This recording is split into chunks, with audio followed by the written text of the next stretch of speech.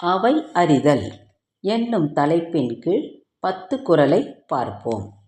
அவையறிந்தாராய்ந்து சொல்லுக சொல்லின் தொகையறிந்த தூய்மையவர்.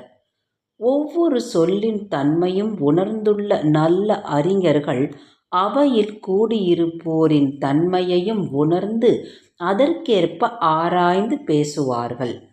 இடை தெரிந்து நன்குணர்ந்து சொல்லுக சொல்லின் நடை தெரிந்த நன்மையவர். சொற்களின் வழிமுறையறிந்த நல்லறிவாளர்கள் அவையின் நேரத்தையும் நிலைமையையும் உணர்ந்து உரையாற்ற வேண்டும். அவையறிவார் சொல்லல் மேற் கொள்பவர் சொல்லின் வகையறியார் வல்லதூவும் இல். அவையின் தன்மை அறியாமல் சொற்களை பயன்படுத்துகிறவர்களுக்கு அந்த சொற்களின் வகையும் தெரியாது, பேசும் திறமையும் கிடையாது.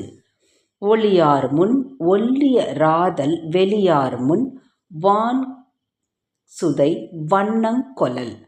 அறிவாளிகளுக்கு முன்னால் அவர்களையொத்த பாலின் தூய்மையுடன் விளங்கும் அறிஞர்கள் அறிவில்லாதவர்கள் முன்னால் வெண் சுண்ணாம்பு போல் தன்மையும் அறிவற்றவர்களாய் காட்டிக்கொள்ள வேண்டும். நன்றென்றவற்றுள்ளும் நன்றே முதுவருள் முந்து கிளவாச் செறிவு. அறிவாளிகள் கூடியிருக்கும் இடத்தில் முந்திரிக் கொட்டை போல் பேசாமல் இருக்கிற அடக்கமானது எல்லா நலன்களிலும் சிறந்த நலனாகும். ஆற்றின் நிலைத்தளர்ந்தற்றே வியன்புலம் ஏற்றுணர்வார் முன்னர் இழுக்கு. அறிவுத்திறனால் பெருமை பெற்றோர் முன்னிலையில் ஆற்றிடும் உரையில் குற்றம் ஏற்படுமானால் அது ஒழுக்க நெறியிலிருந்து தளர்ந்து வீழ்ந்து விட்டதற்கு ஒப்பானதாகும்.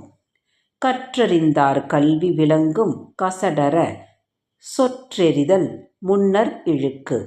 மாசற்ற சொற்களை தேர்ந்தெடுத்து உரை நிகழ்த்துவோரிடமே அவர் கற்று தேர்ந்த கல்வியின் பெருமை விளங்கும். உணர்வதுடையார்முன் சொல்லல் வளர்வதன் பாத்தியுள் நீர் சொரிந்தற்று. உணர்ந்து கொள்ளக்கூடிய ஆற்றல் உள்ளவர்களின் முன்னிலையில் பேசுதல் வளரக்கூடிய பயிர் உள்ள பாத்தியில் நீர் பாய்ச்சுவது போல் பயன் விளைக்கும்.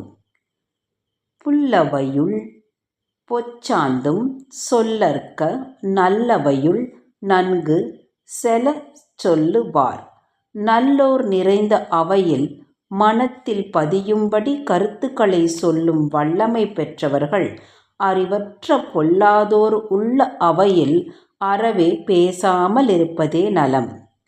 அங்கணத்துள் உக்க அமிழ்தற்றால் தங்கணத்தார் அல்லார்முன் கோட்டிக் கொளல். அறிவுள்ளவர்கள் அறிவில்லாதவர்களின் அவையில் பேசுவது தூய்மையில்லாத முற்றத்தில் சிந்திடும் அமிழ்தம் போல் வீணாகிவிடும்.